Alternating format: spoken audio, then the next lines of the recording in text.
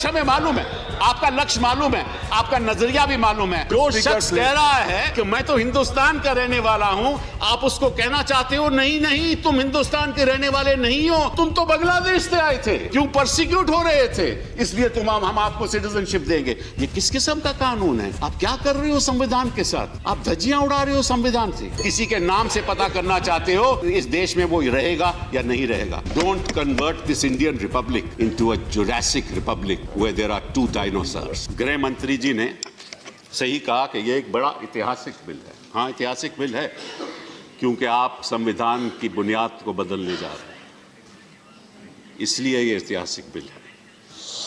आप हमारे इतिहास को बदलने जा रहे हैं, इसीलिए ऐतिहासिक बिल है। और आपने ये भी कहा कि करोड़ों लोग एक नए सवेरे को कल देखेंगे। मैं आपसे ये भी इल्तिजा करना चाहता हूँ कि लाखों लोग की रात खत्म नहीं होगी, ये काली रात खत्म नहीं होगी।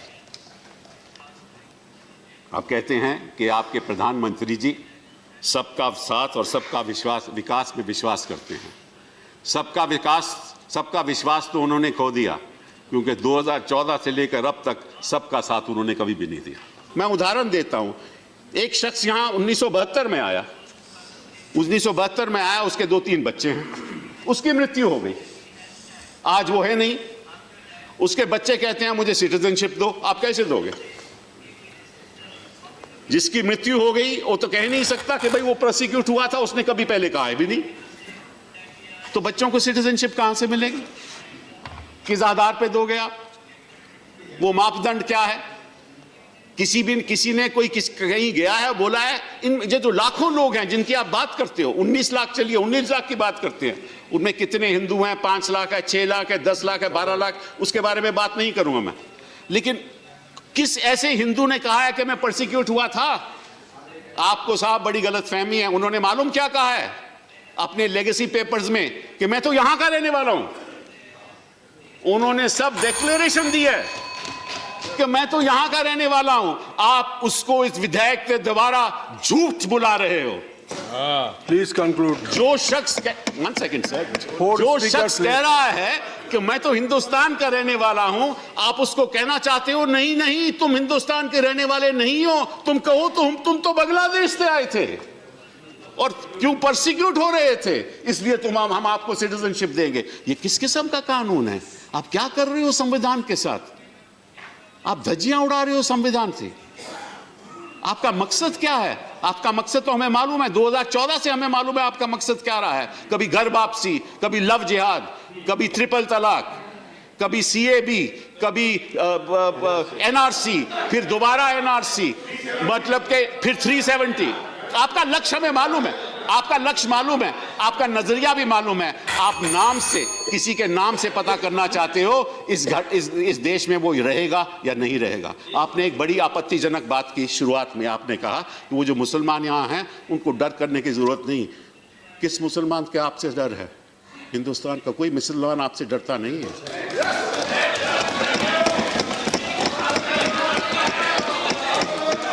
ना मैं डरता हूं, जहां इस देश के नागरिक डरते हैं, ना कोई मुसलमान डरता है। डरते हैं तो हम संविधान से डरते हैं, जिसकी आप धज्जियां उड़ा रहे हैं। Sir, दूसरी बात sir, just I'm just finishing. Just my third. There are 4 more speakers from your party. Sir, few minutes. 4 more. Just give me. Just third point, sir. They are targeting a community without naming it. In this bill, they are targeting a community without naming it. It violates the basic structure of the Constitution. It is divisive and exclusive. It will destabilize our polity, and 18 to 20 million people will not trust us. It weakens the foundation of our culture, of our beliefs, of our ethos. It has consequences that you can't even imagine. And this is part of your political strategy. The last thing I want to say, sir, is this, that this is legally tenable and legally reprehensible, morally reprehensible. Those who have no idea of India cannot protect the idea of India. Don't convert this Indian republic into a Jurassic republic where there are two dinosaurs. You said rise above politics. I request you, Home Minister, you rise above politics, because this is nothing but politics. You are destroying the future of this country.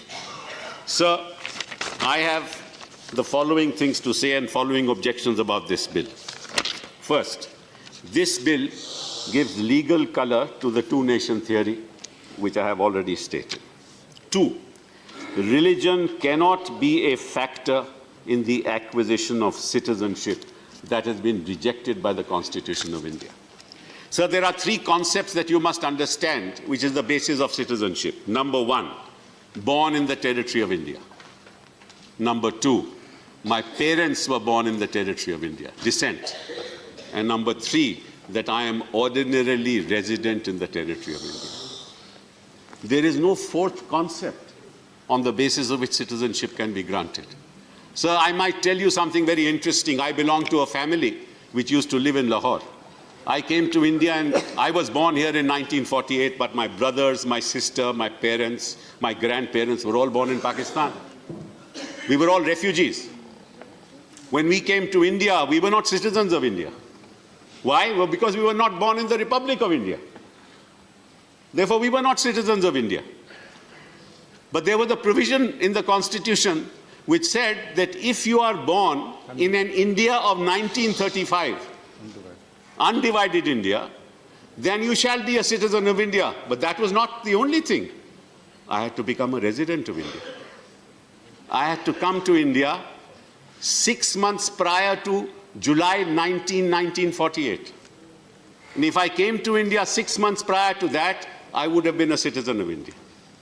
So residence, ordinary resident, bona fide residence is an essential element for being a citizen. For those who came after the 19th of July 1948, they had to file an application before an appropriate authority. And in that application, before they filed it, they should have been resident in India for the last 6 months. They too could not get citizenship.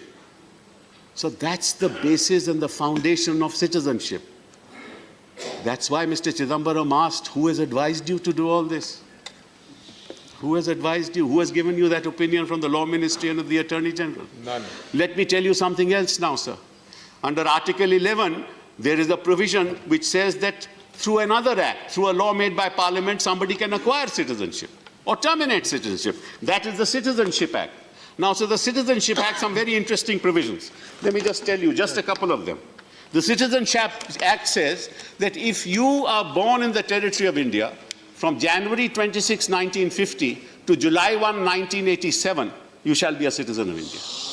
If you are born in the territory of India from July 1, 1987 to when the 2003 bill has been passed, which was passed in 2004, which is the Citizen Amendment Bill, you shall be a citizen of India if one of your parents is a citizen of India. And if you are born after 2004, you shall be a citizen of India if one of your parents is a citizen of India and the other is not an illegal migrant. That is the condition of the Citizenship Act. If one of the spouses is an illegal migrant, you can't be a citizen of India. Now, sir, what amendment have you brought? Just think about it. What does your amendment say? Let me just tell you what it says. I'm sure you've read it.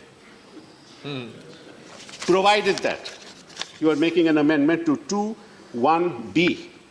You say, provided that any person belonging to Hindu, Sikh, Buddhist, Jain, Parsi or Christian community from Afghanistan, Bangladesh or Pakistan who entered into India on or before 31st day of December 2014 and who has been exempted by the central government by or under Clause C of subsection 2 of Section 3 of the Passport Entry into India Act 1920 or from the application of the provisions of the Foreigners Act 1946 or any rule or order made thereunder shall be treated as an illegal migrant, shall not be treated as an illegal migrant for the purposes of this Act. Now, please tell me, the Foreigners Act deals with people who are declared to be foreigners. The Passport Entry into Act deals with people who have entered into India without a valid document. And now in your objects and reasons you have said that these are all people who have been persecuted. Where is the provision for persecution in the Act? There is no provision for persecution. There is no provision for persecution. If a man came from Bangladesh or from Pakistan into India in 1972 and he has been an illegal migrant after 1972 till date, how will he prove, how will you say that he has been persecuted? Unless he says that he was persecuted. Amongst all the people who have come to India without any legal documentation, has anybody said that they have been persecuted? Do we have a law here which says that you apply and say that you are persecuted and you shall be granted citizenship? It's very interesting, Mr. Nadda in the course of his speech mentioned Dr. Manmohan Singh and what he said, but he didn't mention what Advaniji said. I wish he had. Because Dr. Manmohan Singh said, look, if people have been persecuted and they have come from our neighboring countries, you must give them citizenship. उनको नागरिकता मिलनी चाहिए. और अडवाणी जी ने क्या कहा?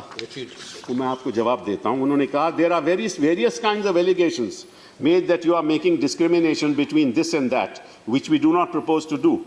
We always say that a person who has to flee because of religious persecution is a refugee, bona fide refugee, and he cannot be regarded on par with the illegal immigrant who may have come here for any reason, even for economic reasons. If he is an illegal immigrant, he is an illegal immigrant. This is what Advaniji said. Now, if these people are illegal immigrants, on what basis you say that they have been persecuted? Has anybody said that they have been persecuted? There are also other illegal immigrants, I won't name the religion they belong to, who have also come, who are also illegal immigrants. So how do you discriminate between one illegal immigrant and another illegal immigrant? And how do you say, आप कैसे कह सकते हो कि ये लोग तो persecute हुए थे, आपको कैसे मालूम?